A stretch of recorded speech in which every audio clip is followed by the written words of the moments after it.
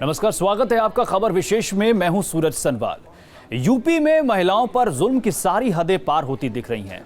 एटा में एक मासूम के साथ उसके चाचा ने ही बलात्कार कर हत्या कर दी। फतेहपुर में एक महिला के नाजुक अंगों पर डंडे से प्रहार किया गया। महिला अस्पताल में भर्ती है और जिंदगी मौत की जंग लड़ रही है। मतलब ना तो घर के अंदर ही सुरक्षित हैं महिलाएं और ना ही घर के बाहर। सूबे में लगातार आ रही अपराध की इन खबरों पर आज हमारी खास नजर रहेगी।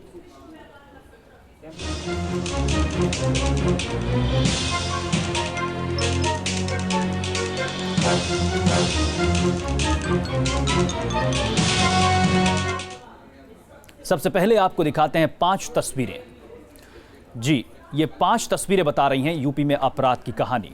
बीच में जो तस्वीर आप देख रहे हैं वो शामली की है, जहां एक गैंगरेप पीड़िता को गोली मार दी गई। पहली तस्वीर है एटा की, जहां एक चाचा ने भतीजी के साथ रेप की वारदात को अंजाम दिया। दूसरी तस्वीर बागपत की है, जहां एक सिपाही ने अपने ही दोस्त सिपाही की पत्नी से दुष्कर्म किया। तीसरी तस्वीर सीतापुर की है, जहां छेड़छाड़ का विरोध करने पर एक लड़की को चूल्हे की लकड़ी से दागा गया। चौथी तस्वीर है फतेहपुर की, जहां पर एक ग्रामीण महिला के नाजुक अंगों पर गंभीर चोट की गई। हर खबर की तह तक हम जाएंगे, लेकिन सबसे पहले आपको दिखाते हैं बागपत की ये खबर। बागपत में जीआरपी के सिपाही का नाम रेप जैसी शर्मनाक घटना में सामने आया है। आरोपी सिपाही का नाम रियासत है और उसने अपने ही दोस्त की पत्नी के साथ दुष्कर्म किया, जो रेलवे क्वार्टर में अकेले रहती थी। ये जो क्या नाम इसका? हाँ, यही। और कौन था यार?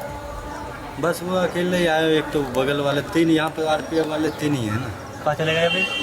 अब ये नहीं पता कहाँ गया। अमरोहा पे ड्यूटी चल रहा था, क्योंकि देख रहे हैं कि जो भी पुलिस वाला आता है ना, टॉर्च बार के अंदर देख रहे हैं कि क्या है नहीं है। ये भी घटना से आहत पूरा परिवार रेलवे क्वार्टर को छोड़कर कहीं और चला गया है। पुलिस ने मामला दर्ज कर जांच शुरू कर दी है। ये जीआरपी ब्लॉक में सरकारी आवास है। 2 कर्मचारी सरकारी आवास में काफी दिनों से रह रहे थे और एक कर्मचारी की पत्नी ने आरोप लगाया। उसका प्रार्थना पत्र के मुकदमा पंजीकृत कर दिया गया है और तफ्तीश जारी है।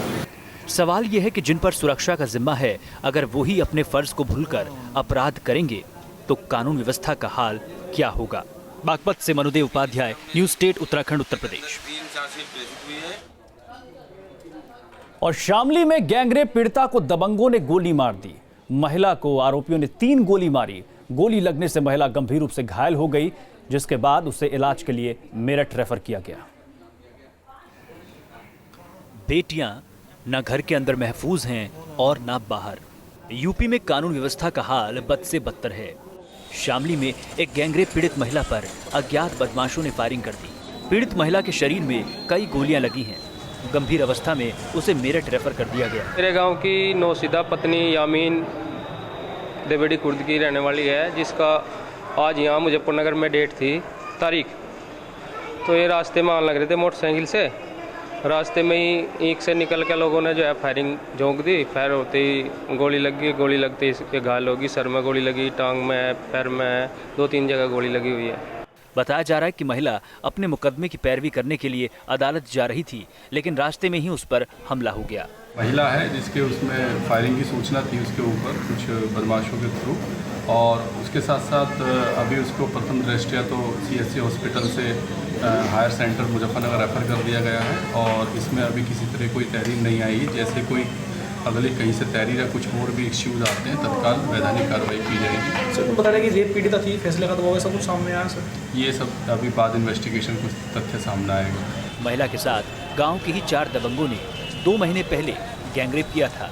साफ है कि यूपी सरकार के दावे सिर्फ बयानों में दिखते हैं, उसका हकीकत से कोई वास्ता नहीं लगता। मुजफ्फरनगर से रविंद्र सिंह, न्यूज स्टेट, उत्तराखंड, उत्तर प्रदेश। और उधर एटा पुलिस ने करीब 1 महीने पहले 6 साल की एक बच्ची के अपहरण और हत्या की गुत्थी सुलझाने का दावा किया। हैरानी की बात यह है कि बच्ची की हत्या के आरोप में उसके सगे चाचा को गिरफ्तार किया गया है। शराब का नशा और बदले की आग ने इस शख्स को इंसान से हैवान बना डाला। एटा पुलिस की गिरफ्त में खड़े इस शख्स पर अपनी 6 साल की भतीजी की हत्या का आरोप है। 11 सितंबर 2016 को ये बच्ची लापता हो गई थी। गुमशुदगी के 2 दिन बाद बच्ची का शव बरामद कर लिया गया। पुलिस में किडनैपिंग और हत्या की रिपोर्ट लिखवाई गई थी। इसमें 2 लोगों को आरोपी बनाया गया था। करीब 1 महीने चली जांच के बाद पुलिस ने आरोपियों के बजाय बच्ची के चाचा नरेंद्र को धर दबोचा। थाना जैतरा में लगभग 1 माह पहले 6 वर्ष की बालिका की हत्या हुई थी। पहले उसका किडनैपिंग रिपोर्ट लिखाई गई, बाद में डेड बॉडी मिली तो हत्या में मुकदमा तरमीम हुआ। इसमें 2 लोग नामित किए गए थे। जैतरा पुलिस ने बड़ी मेहनत की और विवेचना से एक सही अभियुक्त को गिरफ्तार किया है। उस अभियुक्त द्वारा और भी लोगों के नाम बताए जा रहे हैं, इसकी भी हम गहराई छानबीन कर रहे हैं। पूछताछ में नरेंद्र ने जो कबूल किया उसे सुनकर सबके होश उड़ गए। उनसे जमीन के पीछे विरोध चल रहा था। तो तुमने क्या सोचा था कि इस तरह से फंसा देंगे? यही सोचा था सर। क्या सोचा था? उन्होंने यह कहा कोई अगर बच्चा खत्म हो जाएगा इस पर केस लगा देंगे। तो मुझे सर शराब पिलाई अपनी थी। फिर आपने कैसे हत्या की बच्ची की? बच्चा सर मेरे पास आया और मैंने बाँह पकड़ी, उन्होंने गला दबा दिया। किसने गला दबाया? शैलेंद्र सिंह। दरअसल नरेंद्र का अपने ही एक रिश्तेदार अमर सिंह से जमीन को लेकर विवाद चल रहा था। उसने अपने साथी शैलेंद्र के साथ अमर सिंह को फंसाने का षड्यंत्र रचा, लेकिन इसमें उसने अपनी मासूम भतीजी की बलि चढ़ा दी। शराब के नशे में दोनों ने मिलकर मासूम का गला घोट दिया ताकि अमर सिंह को फंसाया जा सके। हालांकि मेडिकल रिपोर्ट में बच्ची के साथ दुष्कर्म की भी बात सामने आई है। पुलिस अब सारे एंगल से मामले की जांच कर रही है। आरोपी के इस कथन की भी हम समीक्षा करेंगे, जांच करेंगे, क्योंकि हमने जो अगर इसको गिरफ्तार किया है तो सिर्फ उसे कथन से गिरफ्तार नहीं किया है। हमारे पास अन्य भी कोरबोरेटिंग एविडेंसेस हैं। पहले बच्ची की हत्या और अब उस हत्याकांड में सगे चाचा की गिरफ्तारी ने इस इलाके में सनसनी मचा दी है। एटा से राकेश प्रताप सिंह, न्यूज़ स्टेट, उत्तराखंड, उत्तर प्रदेश। और फतेहपुर में जमीन विवाद को लेकर एक महिला से दरिंदगी की गई। पहले तो जेठ और जेठानी ने मिलकर उसके साथ मारपीट की और फिर दरिंदगी की सारी हदें पार कर दी। महिला जिला अस्पताल में भर्ती है और उसकी हालत गंभीर बनी हुई है। फतेहपुर में इंसानियत को शर्मसार करने वाला बेहद खौफनाक मामला सामने आया है। अस्पताल के बिस्तर पर लेटी ये महिला असोथर थाने के सिमरा गांव की रहने वाली है। जमीन के विवाद में पड़ोसी परिवार ने इस महिला को बुरी तरह पीटकर घायल कर दिया। सिर्फ इतना ही नहीं, लाठी से उसके नाजुक अंगों पर भी चोट की।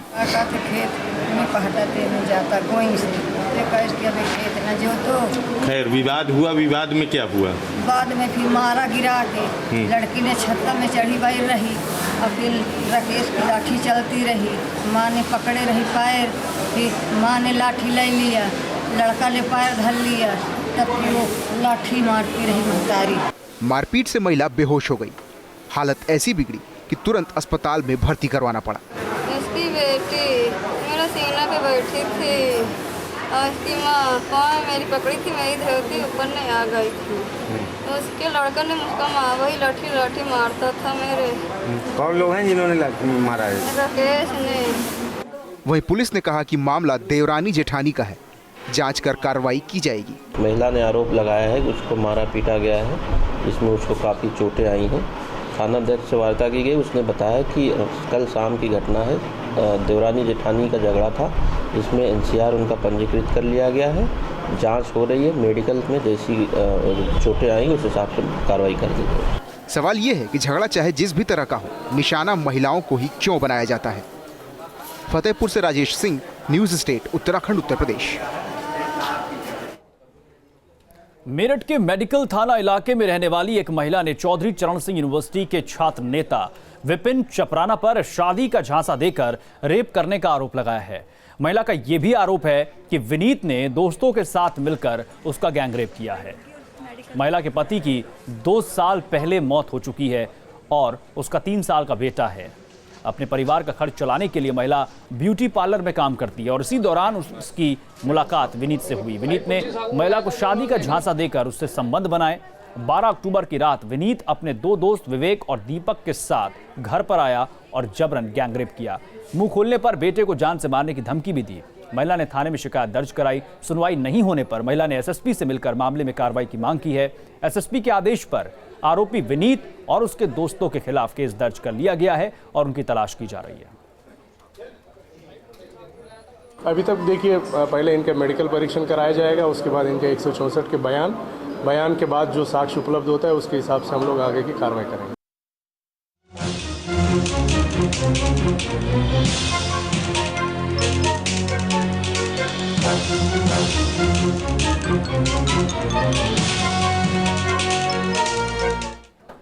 स्त्री पर अत्याचार, 3 तलाक पर हो रही बहस के बीच मुजफ्फरनगर में फोन पर तलाक लेने का मामला सामने आया है। एक महिला के शौहर ने दूर देश से फोन कर उसे तलाक दे दिया और इस तलाक को मौलवियों ने मंजूरी भी दे दी।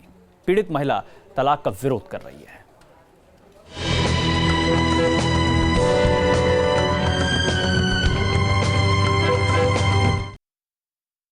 2 बार तलाक दी, तीसरी बार आज़ाद कर दिया। सऊदी अरब से एक फ़ोन कॉल आया और आसमा के पैरों के नीचे से ज़मीन निकल गई। फ़ोन करने वाला शख्स आसमा का पति था, जिसने फ़ोन पर ही आसमा को तलाक दे दिया। मामला मुजफ्फरनगर के चरथावल इलाके का है। आसमा का निकाह 2 साल पहले सहारनपुर के शाहनवाज के साथ हुआ था और अब शाहनवाज ने 7 समंदर पार से आसमा को तलाक दे दिया है। जी रोक लगनी चाहिए, उसे वहाँ से बुलवाया जा। नहीं जी, ऐसी तलाक किसी लड़की को, कोई भी हो, किसी को ऐसा ना होना चाहिए जैसा मेरे साथ हुआ। पीड़ित की माने तो घर में बेटी पैदा होने के बाद से ही उसके साथ मारपीट होनी शुरू हो गई थी। ससुराल वाले दहेज की मांग करने लगे थे। रोज रोज की मारपीट से तंग आकर आसमा अपने मायके चली आई थी और मायके में ही वो फ़ोन आया जिसने आसमा की ज़िंदगी को वीरान कर दिया है। इसको ताना तरसी करने लगे, इसको मारपीट करने लगे, इस पे लेने का सवाल करने लगे कि कार लाओ और ये लाओ, चिचक वगैरह लाओ, और इसके साथ में बहुत ज़्यादा सताई इसको। तलाक में कहा मैंने तलाक दे दी, मैंने तुम्हारी लड़की को आज़ाद कर दी। ये हमारी हदीस जो है ना, इसको जायज़ देती है। एक तरफ देश में 3 तलाक पर बहस छिड़ी हुई है। विधि आयोग लोगों से राय शुमारी कर रहा है। आसमा जैसी महिलाएं भी 3 तलाक के खिलाफ हैं, लेकिन मुस्लिम संगठन 3 तलाक के पक्ष में खड़े हैं। मुजफ्फरनगर से रविंद्र सिंह, न्यूज़ स्टेट, उत्तराखंड, उत्तर प्रदेश। यूपी के सिद्धार्थनगर में तस्नीम नाम की महिला 3 तलाक का दर्द झेल रही है। पति विदेश में था, विदेश से ही व्हाट्सएप पर मैसेज कर तलाक दे दिया, जिसके बाद जैसे तस्नीम की जिंदगी ही मानो बर्बाद हो गई। पीड़ित महिला का आरोप है कि युवक ने दहेज मांगा और दहेज जब नहीं मिला तो बहाना बनाकर विदेश चला गया और फिर विदेश से उसने पत्नी को व्हाट्सएप के जरिए तलाक भेज दिया। मामला जिले में चर्चा का विषय बना हुआ है। वैसे इस पूरे मामले पर मौलाना भी इस तलाक को जायज़ नहीं मान रहे हैं, लेकिन तस्नीम अपने एक दिव्यांग बेटे और एक दुधमुही बच्ची को लेकर भटक रही है। फरीद उसी मुकदमे के दौरान उन्होंने अपना पासपोर्ट बनवाया और पासपोर्ट बनवा के सऊदी भी चले गए। और मेरा एक बच्चा है, वो विकलांग है, उसका हाथ भी नहीं सही है, उसका पैर भी नहीं सही है। और अभी मेरी बच्ची हुई है, अभी 3 महीने की है। लेकिन फरीद सऊदी से गए, वापस भी आए, मुझे बताया नहीं। मुझे कहीं से पता चला, मैं थाने में गई, मैंने बताया कि मेरे हस्बैंड आए हुए थे, लेकिन कोई सुनवाई नहीं है, कोई हमारा सुनने वाला नहीं है। मेरा बच्चा विकलांग है, हमारी बेटी ऐसी है, अभी बेटी पैदा हुई है, मेरे हस्बैंड ने देखा भी नहीं है कि वो कैसी है, क्या है। और वहाँ से व्हाट्सएप से उन्होंने तलाक लिख के भेज दिया। मैं दिल्ली में रहती हूँ, मैं बच्चे को लेकर रह रही थी इलाज कराने के लिए। दिल्ली में कोई मतलब अकेले सब कुछ करना, ऊपर से मेरी सास और मेरे देवर गए, उन्होंने मुझसे मारपीट किया, लड़ाई झगड़ा करके सारा सामान छीन के सब भाग आए। और मेरे हस्बैंड से अल्लाह जाने क्या कह दिया, उन्होंने वहाँ से तलाक लिख के भेज दिया। और कोई यहाँ पे थाने पे मैं कितना चक्कर पे चक्कर लगा रही हूँ, लेकिन मेरी कोई सुनवाई नहीं है।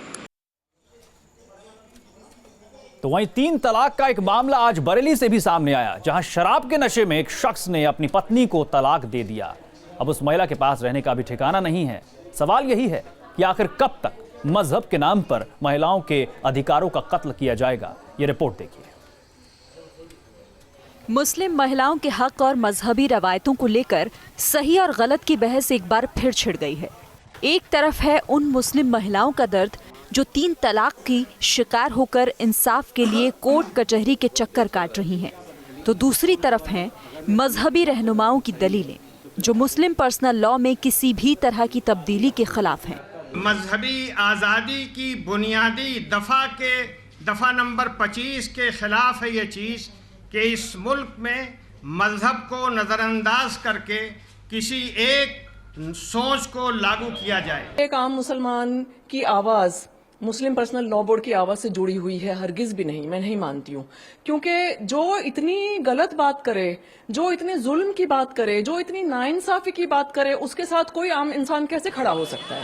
यूं तो मुस्लिम महिला आंदोलन नाम के संगठन ने 10 राज्यों की 4710 महिलाओं से बात कर दावा किया है कि 92.1% महिलाएं 3 तलाक से आज़ादी चाहती हैं।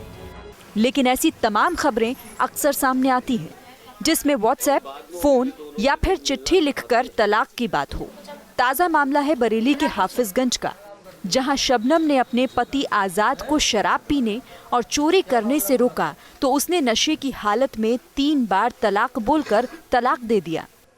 वो जहाँ तहाँ चोरी करते हैं, अगर मना करो तो वो मारा कूटी करते हैं, बाहर नहीं मिले तो वो घर से भी सब चीज कुचल के ले जाती हैं, और ज्यादा रोक करते हैं तभी वो बहुत ही मार के और के कहाँ चले जाएं। फिर दोबारा 3-4 बार ऐसे ही कर चुके हैं, और जबकि हमने मना करा तभी हमें तलाक दे के घर से निकाल दिया। रात भर हम दूसरों के घर पे रहे, लड़कों को बहुत मारा, बच्चियों से भी अनाप शनाप बहुत गंदी व्यवहार करा उन्हें। शबनम का दावा है कि जब उसने गांव के ही मौलाना से इस बारे में बात की तो मौलाना ने भी यही कहा कि 3 बार तलाक बोलने से तलाक हो गया। तो बस आपको इसीलिए तलाक दे दिया कि आपने उन्हें चोरी से रोका? जी हाँ। एक महिलाओं के प्रति बड़ा व्यवहार है कि 3 तलाक कहने के बाद रिश्ता खत्म कर दिया जाता है, तो इस पर आप क्या कहना चाहती हैं? बोर्ड ने कर दिया तो हमने मान लिया, हमने मौलाना ने हमारे जांच कर दिया तो हमने मान लिया। अब सवाल यह है कि शबनम का होगा क्या, वो अपने बच्चों को लेकर कहां जाए। ऐसा ही मामला 1978 में सामने आया जब 62 साल की शाहबानो को उसके पति ने तलाक दे दिया। 5 बच्चों की मां शाहबानो ने सुप्रीम कोर्ट में पति से गुजारा भत्ता मांगा। सुप्रीम कोर्ट ने शाहबानो के हक में फैसला दिया, लेकिन तत्कालीन राजीव गांधी सरकार ने फैसला पलट दिया। इस बार सुप्रीम कोर्ट के निर्देश पर सरकार ने अपनी राय रखी है, लेकिन ज्यादातर मुस्लिम धर्मगुरु इसे यूनिफॉर्म सिविल कोड को लागू करने की साजिश बता रहे हैं। जहां तक ताल्लुक यूनिफॉर्म सिविल कोड का है, हम सब लोगों की एक राय है कि यूनिफॉर्म सिविल कोड इस मुल्क के लिए किसी तरह मुनासिब नहीं है। मैं ये कहता हूँ कि धर्मों के विरुद्ध अधर्मियों का षड्यंत्र है, इसको हम कामयाब नहीं होंगे। धर्म संकट का सवाल इसीलिए भी है क्योंकि एक तरफ मुस्लिम महिलाओं के हक का सवाल है तो दूसरी तरफ मजहबी आज़ादी को बनाए रखने का मसला। Bureau report, news state, Uttarakhand, Uttar प्रदेश।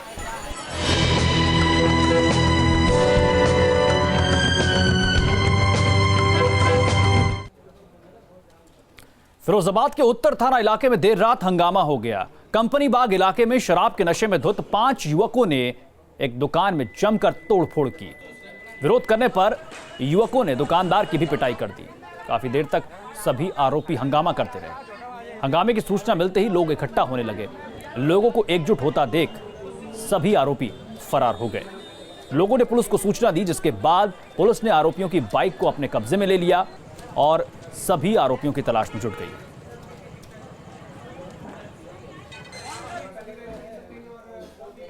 फेस्टिव सीजन को लेकर बाजारों में रौनक है और इसी रौनक के बीच चोर सामानों पर हाथ साफ करने से नहीं बाज आ रहे। ताजा मामला गाजियाबाद का है। यहां 3 महिला चोरों ने एक बुटीक में जाकर हजारों रुपए के सूट पर हाथ साफ कर दिया। फेस्टिव सीजन में महिला चोरों से बच के शहर में घूम रहा है महिला चोर गैंग। बुटीक को निशाना बना रही हैं महिला चोर गैंग। पलक झपकते ही गायब हो सकता है हजारों का माल। सबसे पहले सीसीटीवी में कैद इन तस्वीरों पर नजर दौड़ाइए, जरा गौर से देखिए। सीसीटीवी में दिख रही ये तीनों महिलाएं भले ही अच्छे घरों की लग रही हों, लेकिन हैं शातिर चोर, जिन्होंने पलक झपकते ही बुटीक से 50,000 रुपए के सूट पर हाथ साफ कर दिया। उन लोगों का अमाउंट होगा 2 पीस जो पहले लेके गए हैं उसका ऑलमोस्ट एक 5,000 का था, एक 3200 का था, और जब वो दोबारा जो पीस लेके गए हैं दो, एक 15,000 का था, एक 20,000 का था। एकदम नॉर्मल लेडीज आई हैं, अच्छे घर की होते हुए भी उन्होंने इस तरह के काम करे हैं, इसमें बहुत शर्मिंदा महसूस होना चाहिए उन लोगों को।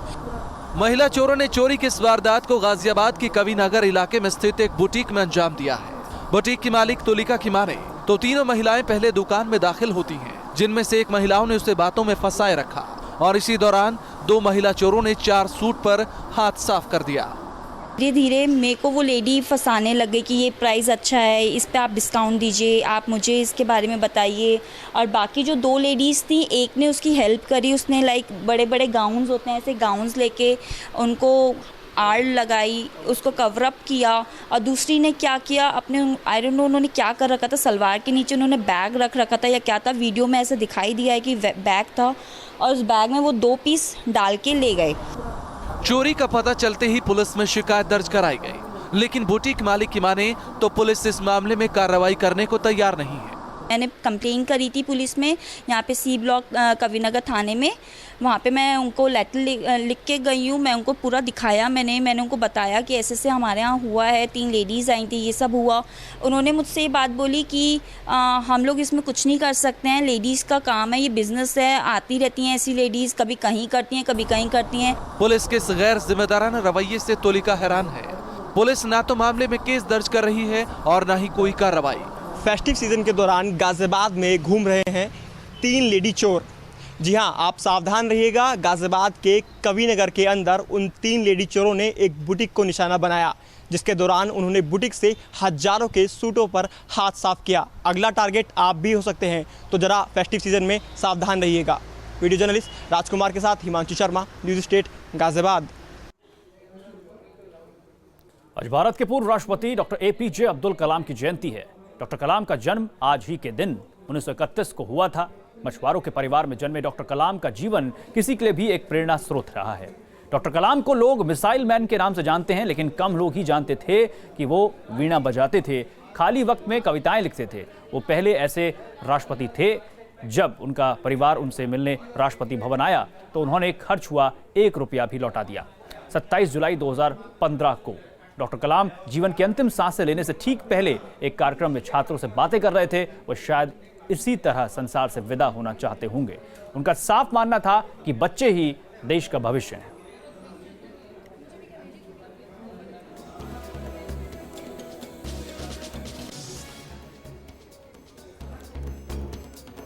कलाम साहब ने कहा था कि दोस्तों के बराबर एक अच्छा दोस्त एक लाइब्रेरी के बराबर होता है, तो अच्छे दोस्त बनाओ।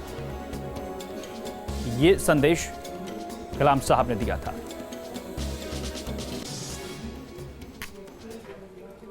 खबर विशेष मेरे साथ बस इतना ही।